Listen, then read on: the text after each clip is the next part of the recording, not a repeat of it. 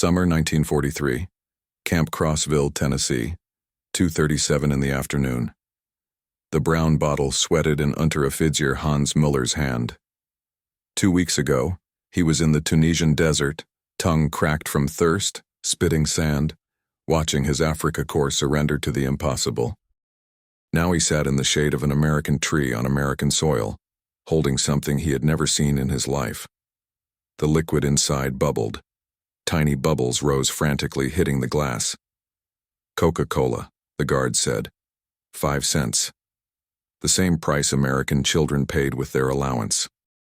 Mueller studied the red and white label, curved script, dancing letters. Everything about this bottle seemed impossible. The glass was too perfect.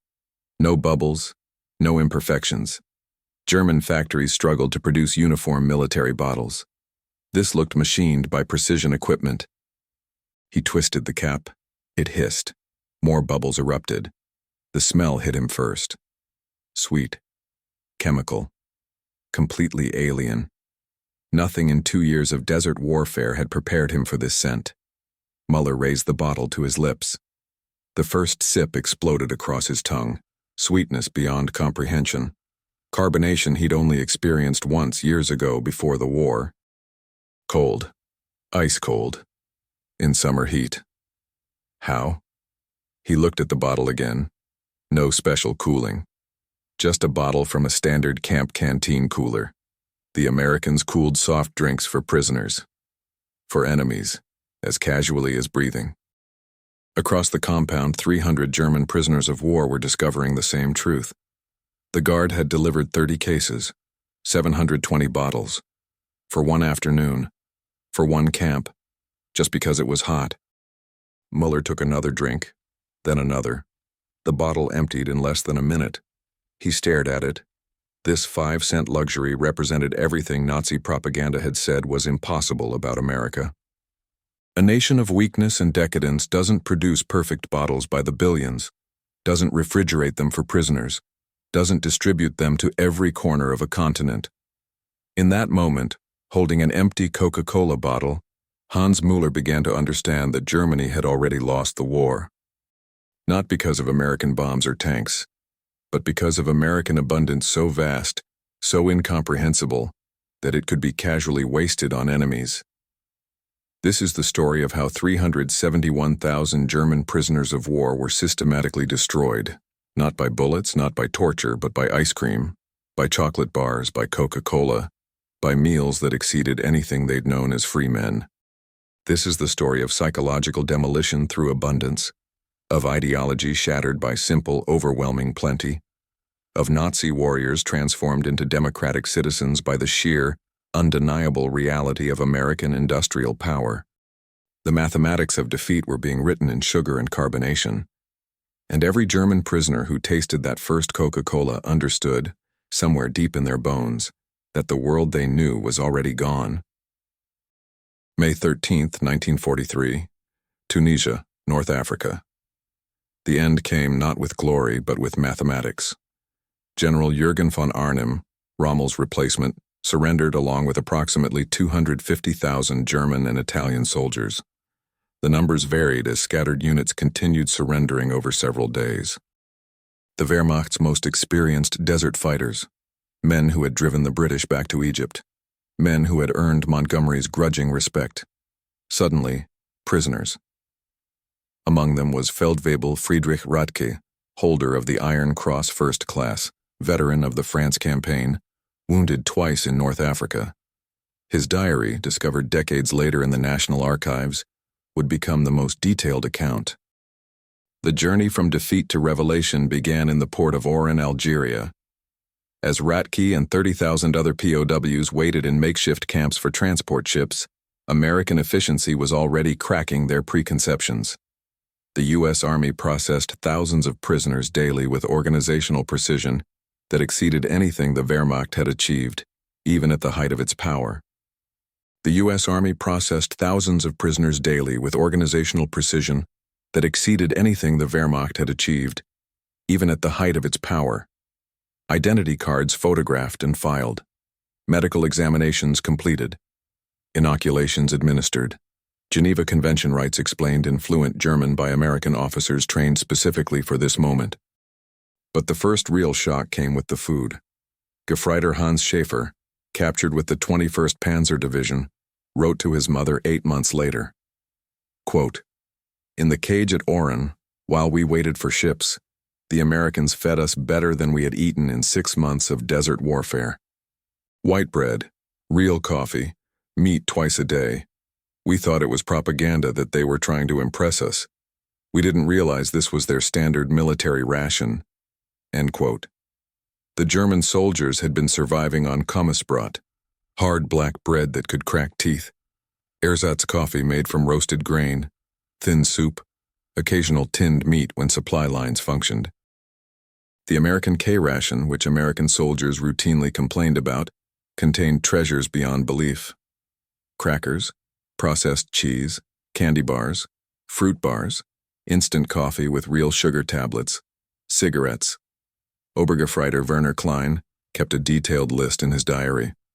1 K-ration breakfast unit contained canned ham and eggs, biscuits, soluble coffee with sugar, chewing gum, 4 cigarettes. Quote, "This emergency ration contained more nutrition than we received in 2 days of normal Wehrmacht supply. The Americans considered this insufficient." End quote. The processing camps served hot meals 3 times daily. Army Quartermaster records from May 1943 show standard prisoner meals included pancakes with syrup, fresh eggs, bacon, toast, coffee with milk and sugar. Breakfast alone exceeded the daily caloric intake most Africa Corps veterans had received for months. A German officer, name redacted in records, testified to the International Red Cross in June 1943.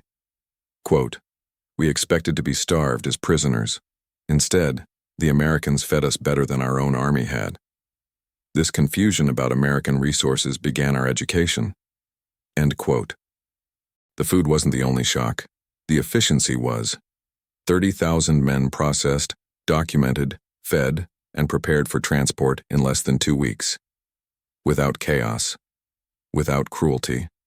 With mechanical precision. Radke wrote in his diary, May 20th. Quote, "The Americans treat prisoner processing like factory work. Assembly line efficiency. Each station knows its function. We move through like products being packaged, but products treated with unexpected dignity. They have more organizational capacity for handling prisoners than we had for offensive operations." End quote. The medical examinations particularly stunned German prisoners. American doctors treated wounds, prescribed medications, performed minor surgeries. All documented, all professional. No distinction between German and American medical standards. Sanitator Johann Weber, a German medic, observed American medical operations with professional fascination. Quote, "They used more sulfa drugs on prisoners in 1 day than our entire division received in a month. The waste seemed criminal, until you realized it wasn't waste, they simply had enough." End quote. The Geneva Convention explanations, delivered in perfect German, revealed another unsettling truth. The Americans knew the rules, followed them, expected compliance. This wasn't propaganda. This was systematic adherence to international law by a nation that could afford principles. Lieutenant Otto Brandt recorded his reaction. Quote, "They explained our rights as prisoners using legal language more precise than our own army's orders. They had translators who spoke better German than some of our officers. What nation trains translators for prison camps during a war? One that planned for millions of prisoners." End quote. By June 1943, the first Liberty ships were loading prisoners for transport to America. These vessels themselves were monuments to American industrial capacity that German prisoners couldn't yet comprehend. The SS Robert E. Peary had been built in 4 days, 15 hours and 29 minutes at Kaiser Shipyards in Richmond, California. A fact that would have been dismissed as impossible propaganda if the Germans had known it. These vessels, produced at a rate of 3 per day at peak production, were returning from delivering supplies to the European theater. Rather than sail back empty, they carried human cargo, up to 30,000 POWs per month by summer 1943. The 2-week Atlantic crossing would provide the second phase of psychological demolition, and it would center entirely on food. July 1943, Mid-Atlantic. The Liberty ship General M.B. Stewart carried 1,200 German prisoners westward toward an unknown fate. Feldwebel Kurt Zimmermann of the 90th Light Division kept detailed accounts that survived in letters to his family after repatriation. His observations would become historically significant. Quote, "The ship's crew disposed of more food waste each day than my entire company had received in weekly rations during the final months in Africa." End quote. The American sailors threw away half-eaten steaks, whole loaves of bread, gallons of milk that had sat too long. Zimmermann wrote, "They did this openly, without thought, not to mock us, but because to them, this waste meant nothing. Their supply was limitless." Prisoner rations aboard Liberty ships matched or exceeded standard crew provisions.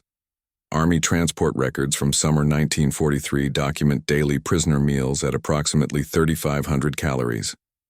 Breakfast: oatmeal or cream of wheat with sugar and milk, scrambled eggs, bacon or sausage, toast with butter and jam, coffee, orange juice when available.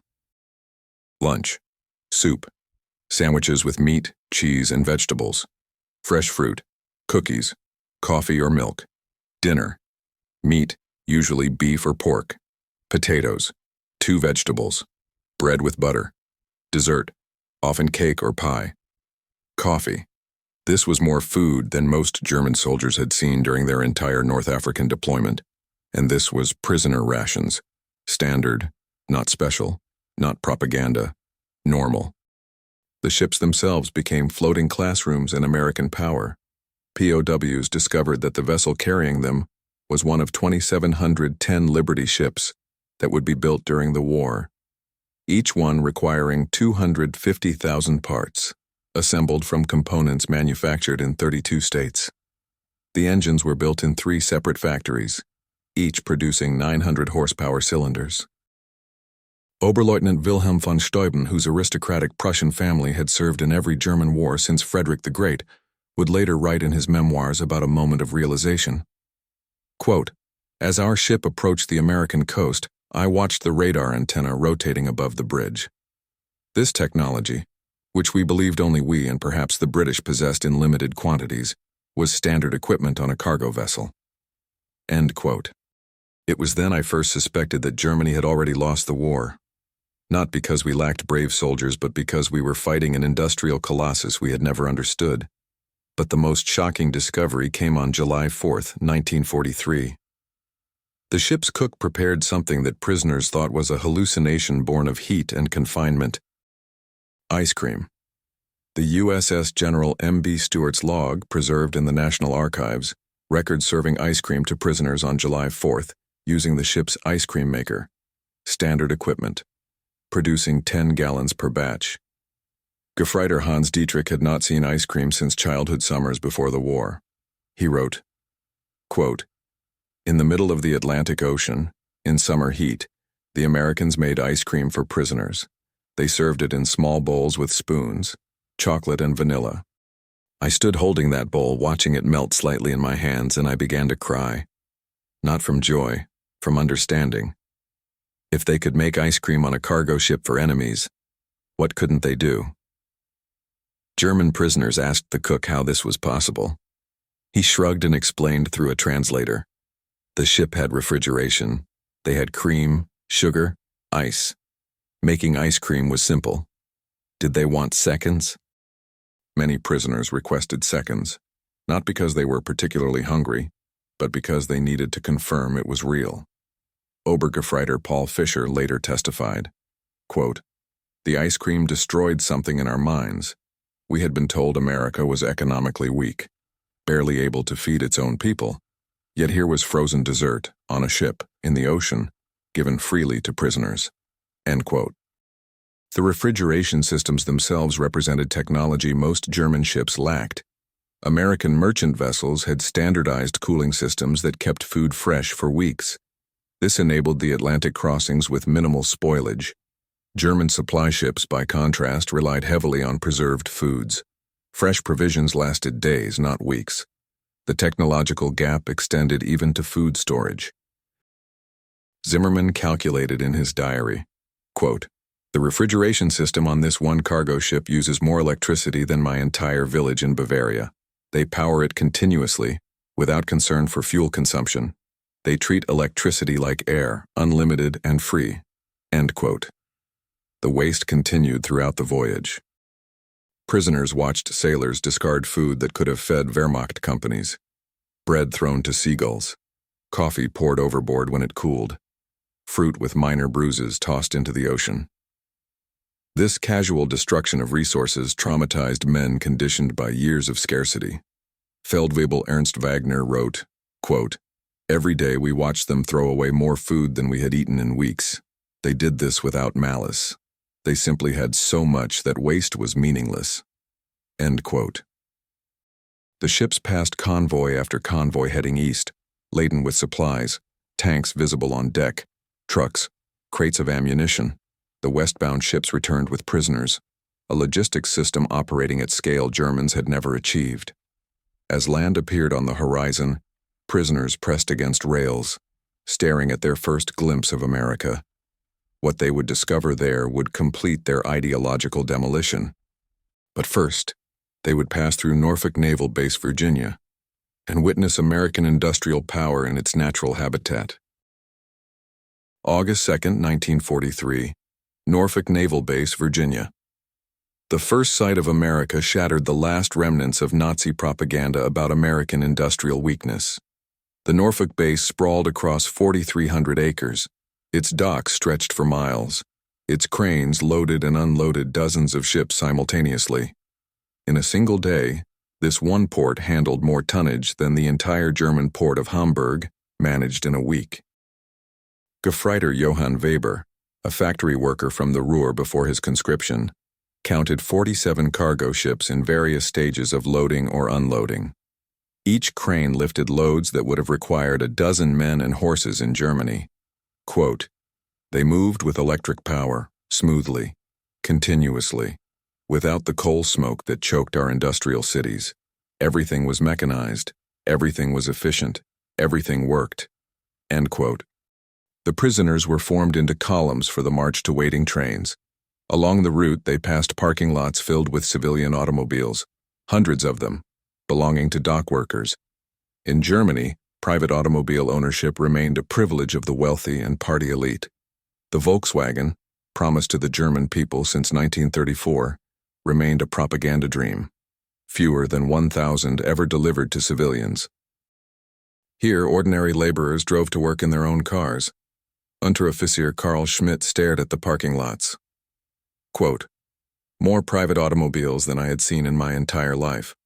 Workers, not officers or party officials. Workers. Driving cars that would cost years of German wages.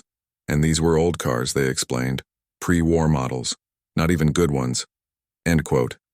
But nothing prepared them for the trains themselves, not boxcars, not the 40 and 8s that had carried German troops across Europe. 40 men or 8 horses, but full passenger coaches, Pullman cars with padded seats that converted to sleeping berths, dining cars with white tablecloths and silver cutlery, observation cars with panoramic windows. Feldwebel Friedrich Radke wrote, quote, "We boarded like tourists, not prisoners." The American guard seemed almost embarrassed by the comfort. One sergeant apologized that the air conditioning wasn't working properly in our car. End quote. Air conditioning. In August. We had believed such luxury existed only in Hitler's personal train. Here it was standard on prisoner transport. The 3-day train journey from Norfolk to the camps of Texas and Oklahoma would prove more destructive to Nazi ideology than any military defeat. As the trains rolled through Virginia, prisoners pressed faces against windows, witnessing an America that couldn't exist according to everything they'd been told. Every small town blazed with illumination. Martinsville, Danville, Greensboro, communities that in Germany would have been lucky to have a single electric street lamp displayed illuminated shop windows, electric signs, houses with lights burning in multiple rooms. The trains passed factories running night shifts, their windows glowing, parking lots full even at midnight. Obergefreiter Werner Meyer, whose father was a Nazi party block leader in Hamburg, wrote in a letter discovered in 1987, quote, "We passed through dozens of cities that first night. Each one had more electricity than all of Hamburg." End quote. The guards told us this was normal, that every American town had electricity since the 1920s. I called him a liar. He just shrugged and said we would see. In Roanoke, Virginia, the train stopped for water and coal. The prisoners watched as American railway workers performed in 30 minutes what would have taken 2 hours in Germany. Automated coal loaders, electric water pumps, mechanized lubrication systems. Every aspect of the operation demonstrated technological superiority. More disturbing still was the casual wealth of the workers themselves. They wore leather boots that would have cost a German laborer 2 months' wages. They drank Coca-Cola from glass bottles and threw the empties into bins without thought. They smoked cigarettes continuously, stubbing them out half-finished. Feldwebel Heinrich Müller, an electrical engineer from Siemens before the war, calculated that the single railway yard they stopped in used more electricity in 1 hour than his entire district in Berlin used in a day. Quote, "The waste was magnificent. They left lights burning in empty buildings. Electric fans ran in vacant rooms. It was the carelessness of infinite resource." End quote. The dining car service began on the second day. Prisoners were served in shifts. The menu astounded them. Fried chicken, mashed potatoes with gravy, green beans, rolls with butter, apple pie, coffee with cream and sugar. This wasn't special prisoner food. This was standard American railway dining service, available to anyone who could pay. And the guards explained, it cost about 75 cents, less than a day's wage for an American worker. Obergefreiter Klaus Richter wrote, quote, "We ate better on that train than German officers ate in garrison. The quality exceeded anything available in Berlin restaurants before the war. And this was normal, standard, unremarkable to Americans." End quote. As the trains crossed into Tennessee and Kentucky, prisoners encountered American industrial power in full display. Through windows, they watched endless factories, each one larger than anything most had seen in Germany. The Alcoa aluminum plant in Tennessee stretched for 3 miles along the river. Its electric furnaces consumed 175,000 kilowatts of power, more than the entire city of Munich. Near Louisville, the trains slowed as they passed the Rubbertown complex, synthetic rubber plants that had sprung from empty fields in just 18 months. 4 massive facilities, each employing thousands of workers, producing 800,000 tons of synthetic rubber annually. Germany, despite inventing the process, had never managed more than 120,000 tons in its best year. Oberleutnant Erich Hoffmann, a chemist from IG Farben, understood the implications immediately. In a post-war interview, he recalled, quote, "I knew those plants. I could see the distillation columns, the catalytic crackers. Each facility was more advanced than anything we had built. And there were 4 of them just in this one location. They told us there were dozens more across the country. I realized then that our synthetic fuel program, which we considered our great achievement, was primitive by comparison." End quote. The trains passed Ford's Willow Run plant outside Detroit, visible from miles away. This single factory, built in just 9 months, produced a B-24 Liberator bomber every 63 minutes. At peak production, 42,000 workers assembled bombers from 1,550,000 parts, manufactured by 1,500 subcontractors. The plant consumed 2.5 million square feet of floor space and used more electricity than the entire German city of Cologne. Hauptmann Werner, a Luftwaffe pilot shot down over Tunisia, pressed his face against the window as they passed. He counted 17 B-24s in various stages of completion, visible from the train.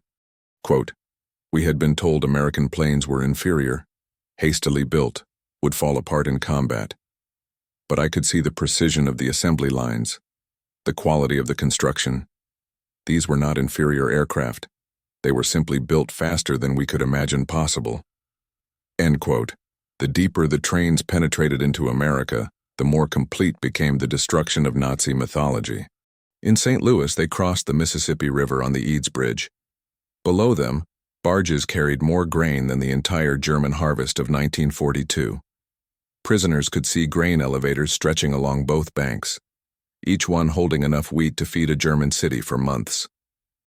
Unteroffizier Karl Schmidt, a farmer's son from Bavaria, wrote in his diary, quote, "The Americans transport food as we transport ammunition, in endless quantities, without concern for loss. I watched them loading a single barge with enough wheat to feed my entire village for 5 years. The crane operator was eating a sandwich with meat thicker than our weekly ration." End quote. In Kansas City, the train stopped at a massive stockyard where tens of thousands of cattle waited for slaughter. The smell of meatpacking plants filled the air for miles. German POWs who had subsisted on 200 grams of meat per week in Africa, when lucky, watched American workers eating beef sandwiches during their lunch break. Gefreiter Paul Fischer wrote, quote, "They ate meat like we ate bread. No, that's wrong. They ate meat like we wished we could eat bread. The guard bought us hamburgers from a stand near the station. Meat, cheese, vegetables on white bread. 15 cents. He bought 20 of them without thinking. Paid with a single dollar bill. This was not special. This was their normal food." End quote. The arrival at the camps themselves provided the next level of cognitive demolition. Camp Hearn, Texas, built in just 4 months, housed between 3,000 and 4,800 prisoners. Wooden barracks with electric lights, flush toilets, hot showers, steam heat. Each building constructed with more lumber than entire German villages possessed. But it was the camp exchange, the PX, that delivered the psychological knockout blow. And it centered on 3 products that would define the American prisoner experience: Coca-Cola, candy bars, and ice cream. Camp Crossville, Tennessee, August 1943. The camp exchange opened at 0800 hours daily. By 0815, a line of German prisoners stretched across the compound. Army Quartermaster records from summer 1943 document what these exchanges stocked: multiple soft drink brands, Coca-Cola, Pepsi-Cola, Dr. Pepper, RC Cola, Orange Crush, various candy bars and confections, Hershey bars, Baby Ruth, Milky Way, Snickers, Three Musketeers, Butterfinger, Tootsie Rolls, chewing gum, ice cream where refrigeration permitted, fresh fruit, apples, oranges, bananas, cigarettes and tobacco, toiletries, writing materials, and newspapers. Prisoners earned 80 cents daily for labor, later raised to $1. With candy bars at 5 cents and Coca-Cola at the same price, a day's wage could purchase 16 items, 16 Coca-Colas, or 16 candy bars, or 8 ice cream bars. Abundance beyond German imagination, where such products, if available at all, required special connections or black market prices. Coca-Cola became the symbol of American industrial democracy. The Coca-Cola Company's wartime production reached remarkable levels. Company records show 5 billion bottles produced in 1943 alone. 5 billion. With a B. More bottles than there were people in Germany, Italy, and Japan combined. The military contract guaranteed 5-cent Coca-Cola to American servicemen worldwide, a commitment requiring unprecedented logistics, bottling plants, distribution networks, refrigeration systems, all operating during total war. German prisoners discovered this soft drink, unknown to most before capture, was ubiquitous in America. Every camp received regular deliveries. Work details observed vending machines and coolers everywhere. Gas stations, factories, schools. Americans of all ages and classes drank it casually, discarding half-empty bottles without thought. The standardization astounded technically minded prisoners. Unteroffizier Wilhelm Braun, a mechanical engineer, examined empty Coca-Cola bottles with professional fascination. Quote, "The bottle design is identical across thousands of miles. The taste is identical whether consumed in Maine or Texas. This represents quality control exceeding anything German industry achieved." End quote. The syrup concentrate, manufactured in Atlanta and distributed nationwide to bottling plants, represented industrial coordination that challenged Nazi assumptions about American chaos and disorganization. Historical records from the Coca-Cola Company archives confirm that many prison camps received weekly deliveries of 200 to 300 cases, each containing 24 bottles. Camp Hearn, Texas alone consumed approximately 7,000 bottles weekly during summer 1943, 7,000 bottles of soft drink for prisoners in 1 week at one camp. Feldwebel Hans Mueller, whose first Coca-Cola we witnessed in the prologue, wrote to his wife in November 1943, quote, "I have now consumed more Coca-Cola in 3 months than I drank beer in 3 years before the war. It costs 5 cents. I earn 80 cents daily. I can afford 16 bottles per day if I wished, though I usually limit myself to 2 or 3. The excess available creates a strange anxiety. The freedom to have more than needed feels unnatural." End quote. Ice cream in American prison camps seemed even more impossible. Yet Army records confirm ice cream was regularly served in camps with adequate refrigeration during summer months. The military considered ice cream essential for morale, so important that specialized ice cream ships were built for the Pacific Fleet. Concrete barges converted into floating ice cream factories, producing 10 gallons every 7 minutes. At Camp Shelby, Mississippi, the July 4, 1943 celebration included ice cream made on site. Prisoners watched as hand-cranked freezers produced gallons using ice, salt, cream, sugar, and flavorings. The casual use of scarce resources, ice in July, cream, sugar for entertainment food, demonstrated priorities Germans couldn't fathom. By 1944, many camps had electric ice cream makers. The variety available, chocolate, vanilla, strawberry, butter pecan, exceeded what German ice cream parlors offered before the war. Prisoners could purchase ice cream bars for 10 cents, ice cream sandwiches for the same price, or cups of various flavors. Army procurement records show larger camps ordered 50 to 100 gallons of ice cream weekly during summer months. Obergefreiter Ernst Wagner described his first ice cream in a letter that passed censors. Quote, "Cold sweetness exploding across the tongue. Cream flavor I had forgotten existed. I ate slowly, trying to make it last, trying to remember every sensation, because this seemed like something from another world. A world where frozen desserts were so common, they could be given to prisoners in summer heat." End quote. The American candy bar represented mass production meeting democratic consumption. Major manufacturers Hershey, Mars, Nestle produced millions of bars monthly despite wartime restrictions. The military alone purchased 380 million pounds of chocolate products during the war years, but civilian production continued simultaneously. Americans bought candy bars while fighting a global war. Prison camp exchanges stocked multiple chocolate varieties. The standard Hershey bar, Hershey's with almonds, Mr. Good bar, Hershey's Kisses, Mars bars, Milky Way, Snickers, Three Musketeers, all available for 5 to 10 cents. Prisoners discovered Americans had preferences among chocolate brands, casually choosing one over another. The luxury of choice itself was alien.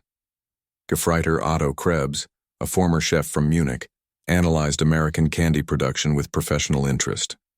Quote, "The standardization is remarkable. Every Hershey bar weighs exactly 1.55 ounces. Every bar contains the same formula, produced in millions, yet quality never varies." In Germany, even before the war, chocolate quality varied significantly between batches. Here, mass production achieved what we considered impossible: consistency at scale. End quote. Red Cross packages, distributed monthly to prisoners, included chocolate bars among other items. The American Red Cross records show standard parcels contained 1 chocolate or candy bar, 2 packages instant coffee, processed cheese, crackers, canned meat, cigarettes, soap. These packages supplemented regular rations, providing luxury items that exceeded what German civilians received as basic rations. The cumulative impact of the camp exchange created what American intelligence officers called ideological collapse syndrome. German prisoners requesting access to American newspapers, books, educational materials. Major Paul Newland, a member of the monitoring team, reported in December 1943, quote, The prisoners no longer argue when shown production statistics. They have seen too much. The most fanatical Nazis have become quiet. They still maintain loyalty to Germany but no longer speak of victory. Many openly question what they were told about America. End quote. Sugar consumption in American prison camps delivered particularly powerful impact. In Germany, sugar was strictly rationed. Civilians received 280 grams monthly when available. In American camps, sugar sat in bowls on mess hall tables for unlimited use. Quartermaster records from 1943 to 45 show camps receiving 100-pound bags of refined white sugar weekly. Camp bakeries used sugar liberally. Cakes, cookies, pies appeared regularly on menus. Mess halls sweetened coffee, tea, cereals, and desserts without restriction. One documented incident from Camp Aliceville, Alabama, illustrates the contrast. In August 1943, humid weather hardened several hundred pounds of sugar, making it difficult to use. Rather than steam and recover it, as Germans would have done, kitchen staff discarded it and ordered replacement supplies. German prisoners working in the kitchen were reportedly distressed by this waste. Unteroffizier Paul Hartmann wrote, quote, "They threw away 200 pounds of sugar because it had clumped. 200 pounds. In Germany, that amount would feed a town for a month. Here it was cheaper to discard and reorder than to spend time recovering it." End quote. The psychology of abundance versus scarcity played out daily in these small moments. Germans conditioned to save every gram watched Americans discard pounds. The mental adjustment required was profound. Feldwebel Johann Schmidt later testified, quote, "The hardest part wasn't being a prisoner. It was watching waste, seeing them throw away food we would have treasured. Eventually, I understood. This wasn't cruelty. They genuinely had so much that waste meant nothing. That realization destroyed everything I believed about economics." End quote. The camp newspapers, produced by prisoners themselves, began reflecting transformation. Der Ruf, The Call, published at Fort Kearny, Rhode Island, gradually shifted from defiant nationalism to discussions of democracy, economic systems, and post-war reconstruction. The editors, carefully selected anti-Nazi prisoners, found their audience increasingly receptive. Articles about American agricultural methods, industrial production techniques, democratic governance. These generated more interest than propaganda about German resistance. Lieutenant Hermann Goetz, captured with the 10th Panzer Division, wrote in a letter that passed American censors, quote, "We were told America was a mongrel nation, weak, divided, controlled by Jews, incapable of military prowess. Every day I am here, I see the opposite. This is the most organized, unified, and powerful nation on earth. We were told fairy tales by criminals." End quote. By late 1943, the transformation was visible. Prisoners studying English, reading American history, asking guards about democracy, requesting books on economics and agriculture. The Special Projects Division, the secret re-education program run by the Provost Marshal General's office, documented this organic change with satisfaction. They had planned formal re-education, but abundance was doing the work for them. November 25, 1943, Thanksgiving Day, a purely American celebration unknown to German prisoners. What they experienced that day would break the last psychological resistance to American reality. Army records confirm all prison camps served traditional Thanksgiving dinner: roast turkey with stuffing, mashed potatoes and gravy, sweet potatoes with marshmallows, cranberry sauce, green beans, corn, rolls with butter, pumpkin pie, coffee and milk. The logistics required to provide turkey dinners to 425,000 POWs, plus millions of American servicemen worldwide, showcased organizational capacity beyond German comprehension. At Camp Hearn, Texas, Obergefreiter Werner Klein watched kitchen staff prepare the feast. Quote, "They roasted 40 turkeys. Each bird weighed 15 to 20 pounds. The ovens ran continuously for 6 hours. The smell filled the entire camp. We had not smelled roasting meat in such quantity since before the war. Some men wept. Not from gratitude, from the crushing realization of what this meal represented. End quote. The meal itself exceeded anything most prisoners had experienced as civilians. Feldwebel Friedrich Radke recorded every item in his diary with precise weights and descriptions. Quote, turkey breast, approximately 8 ounces. Stuffing with herbs and vegetables. Mashed potatoes, enormous serving. Gravy, rich and thick. Sweet potatoes with some kind of white topping. Later learned it was marshmallows. Cranberry sauce, tart and sweet.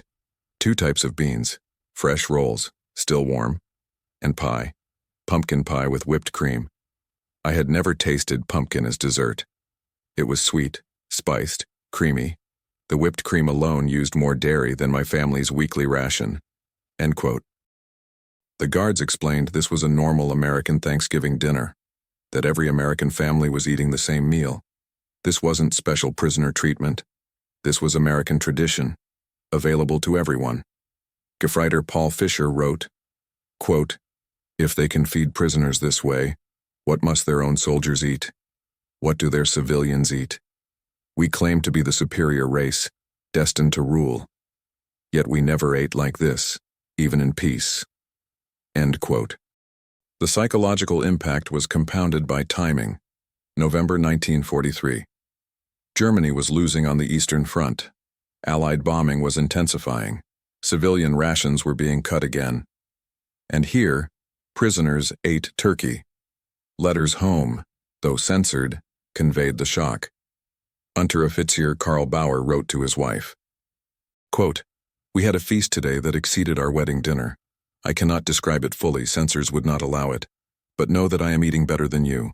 This fact brings me no joy, only confusion. End quote. December brought an even more powerful blow. Christmas 1943.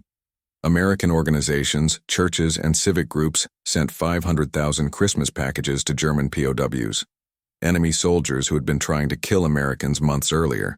Each package typically contained homemade cookies, candy, toiletries, games, and books, cigarettes, writing materials, small gifts. The American Friends Service Committee alone distributed 50,000 packages. Local communities near camps provided additional support. In Tonkawa, Oklahoma, townspeople delivered homemade treats to German prisoners at Camp Tonkawa. In Hearne, Texas, church groups brought Christmas cookies and candy to Camp Hearne. Methodist church choirs performed Christmas carols in German for prisoners. Women sent homemade cookies and cakes. Boy Scouts delivered handmade Christmas cards. This civilian kindness toward enemies challenged Nazi ideology fundamentally. Americans who had family members fighting against Germany nevertheless showed charity to German prisoners. Oberleutnant Walter Mueller, whose brother had died in the bombing of Hamburg, wrote, quote, they know we are their enemies. Many have sons and husbands fighting against our armies, yet they show us Christian charity, not propaganda, but genuine kindness. What kind of people treat enemies this way? Only those absolutely certain of victory and secure in their power. End quote. The Christmas feast itself defied comprehension. Turkey again, ham, mashed potatoes, gravy, vegetables, pies, and ice cream. Quantities of food that Germany hadn't seen since before World War I. Prisoners ate until they were physically sick, unable to comprehend such resources being lavished on enemies. Feldwebel Hans Mueller wrote, quote, we ate like kings, better than German generals eat, better than party leaders. And this was not special. The guards told us this was a normal American Christmas dinner, that every American family was eating the same meal. If they can feed prisoners this way, during a war fought on 2 fronts, what does that say about their capacity? What does it say about our chances? End quote. The contrast with Germany became unbearable. Letters from home described increasing hunger, cities bombed, rations cut, children begging for bread, and here prisoners gained weight eating American abundance. Gefreiter Otto Schultz received a letter from his wife in January 1944. She described their children's Christmas. 1 small potato each, thin soup, no meat, no sweets, no gifts. He wrote back, though knowing censors would read it. Quote, I cannot tell you what I ate on Christmas. You would not believe me. You would think I was mocking you. I am ashamed to be eating well while you starve, but I am also learning why we are losing." End quote. The most devastating aspect was the casualness. Americans didn't present these meals as propaganda victories. They simply served them. As normal. As expected. The lack of ceremony made it more powerful. Major Paul Newland reported in January 1944, quote, "The Thanksgiving and Christmas meals accomplished more psychological transformation than months of formal re-education could have achieved." Prisoners who resisted other programming openly discuss American abundance. They use words like unstoppable, unlimited, overwhelming. The food has defeated ideology more effectively than arguments ever could. End quote.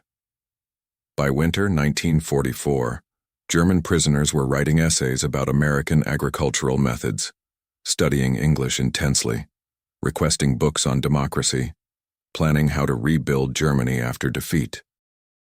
Defeat was no longer questioned, only its timing, and what they would do after. The meals had destroyed Nazi mythology, replaced it with curiosity about how America achieved such plenty.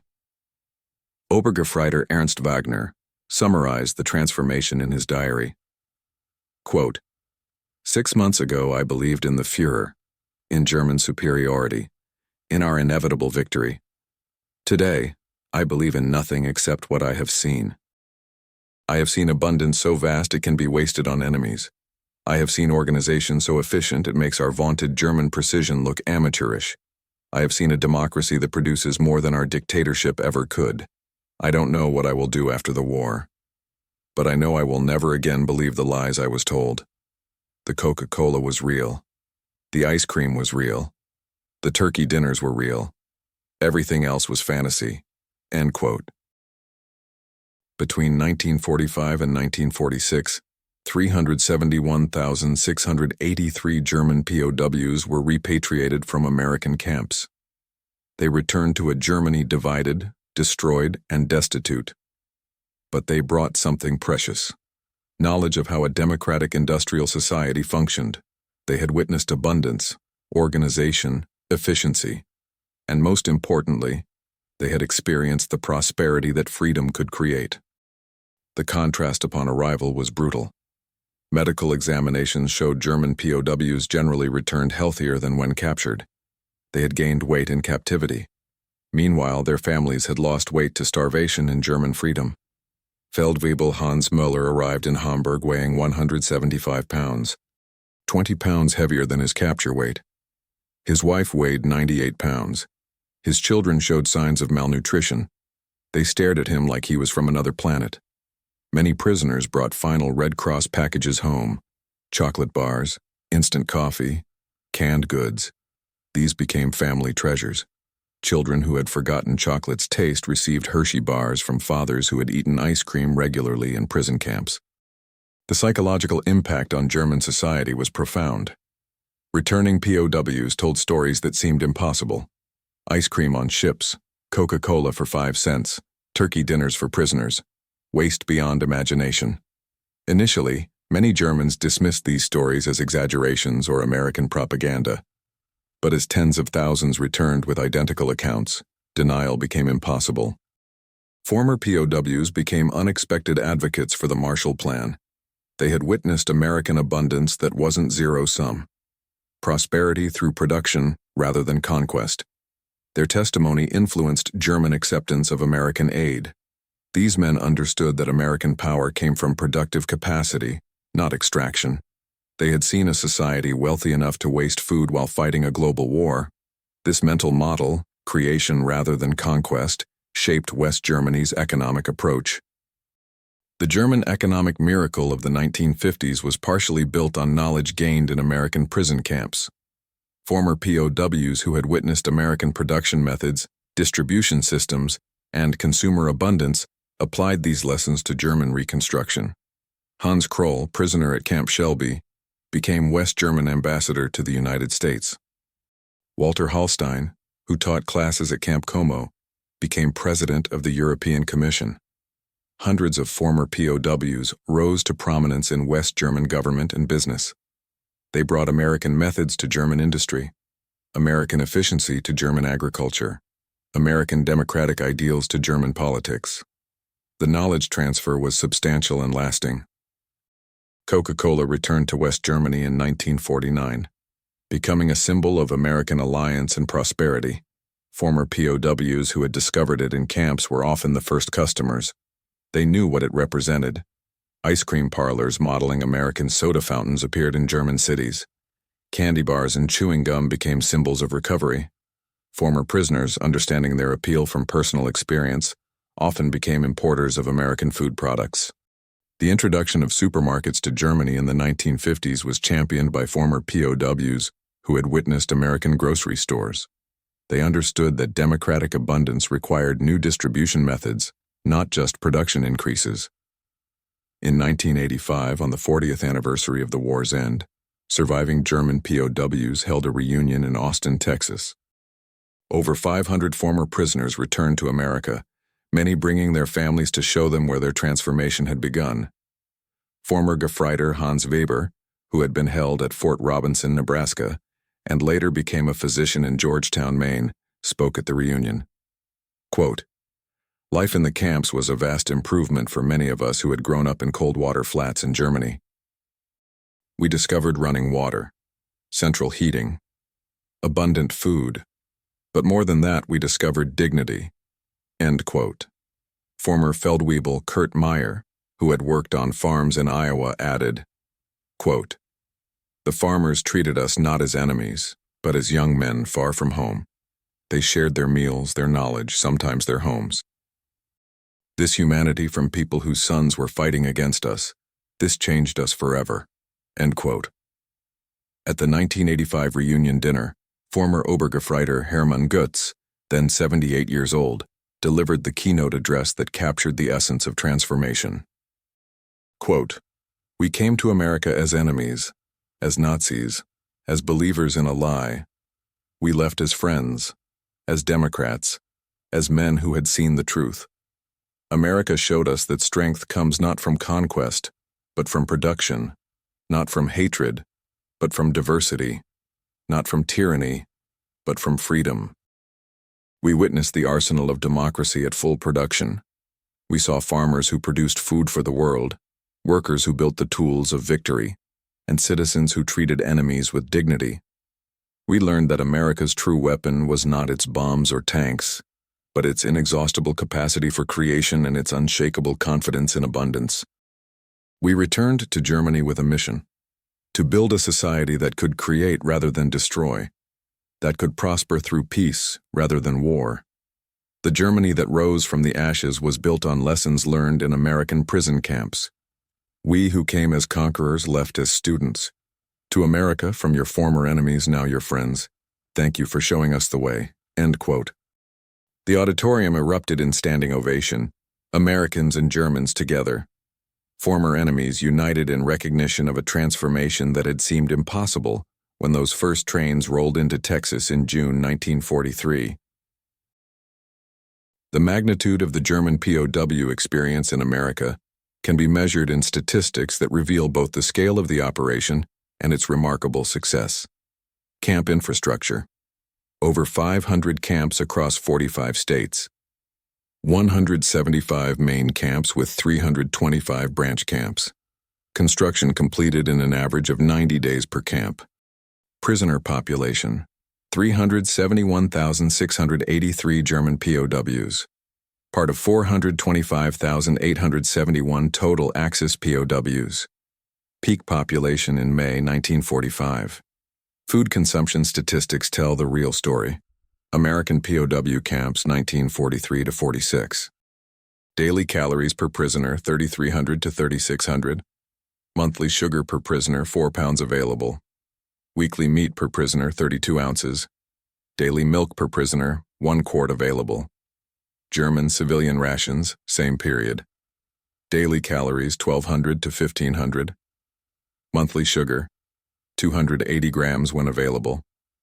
Weekly meat 10.5 ounces, often unavailable.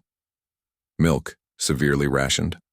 Ice cream, served regularly during summer months in American camps, non-existent in Germany.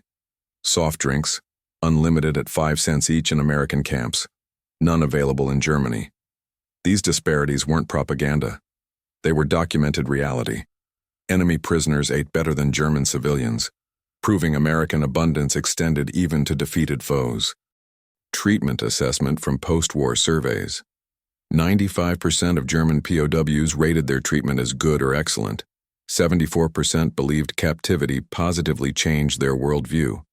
61% expressed interest in learning about democracy. Less than 10% maintained strong Nazi beliefs by 1945. Educational programs enrollment exceeded 40,000 prisoners. 135 camp newspapers were published. 30,000 took English classes. 15,000 participated in vocational training. Post-war immigration statistics reveal the lasting impact. Approximately 5,000 former POWs immigrated to the United States after the war. 12,000 plus maintained correspondence with American families. Average correspondence duration, 31 years. The American strategy succeeded because it relied on observation rather than instruction. POWs saw American society functioning at peak productivity while treating enemies with dignity. They witnessed industrial capacity that made German production look primitive. They experienced a standard of living that exposed Nazi promises as fantasies.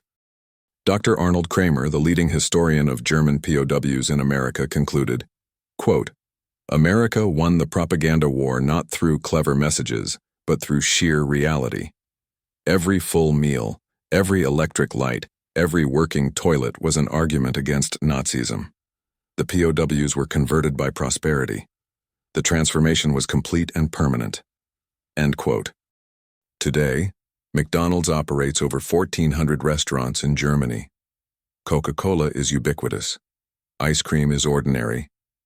The transformation from scarcity to abundance, initiated in American prison camps, is complete. Yet the historical lesson remains powerful. Ideological transformation through abundance rather than deprivation, kindness rather than cruelty, demonstration rather than propaganda. The German POWs who couldn't believe ice cream and Coca-Cola in American prison camps witnessed democracy's ultimate weapon, the ability to create such abundance that it could be casually shared with enemies. At the United States Air Force Museum in Dayton, Ohio, there's a small display about German POWs. It contains an empty Coca-Cola bottle from 1943, a chocolate bar wrapper, a photograph of prisoners eating Thanksgiving dinner.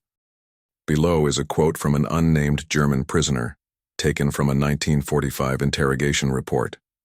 Quote, "We laughed when they gave us Coca-Cola. We thought it was a joke, a trick. Nobody treats enemies this well. Then we realized it wasn't special treatment. This was normal America. This was how they lived every day. That's when we understood we had lost more than a war. We had lost our entire understanding of the world." End quote. The story of German POWs and American food abundance represents history's most unusual victory. A war won through generosity, an ideology defeated by ice cream, a worldview shattered by soft drinks.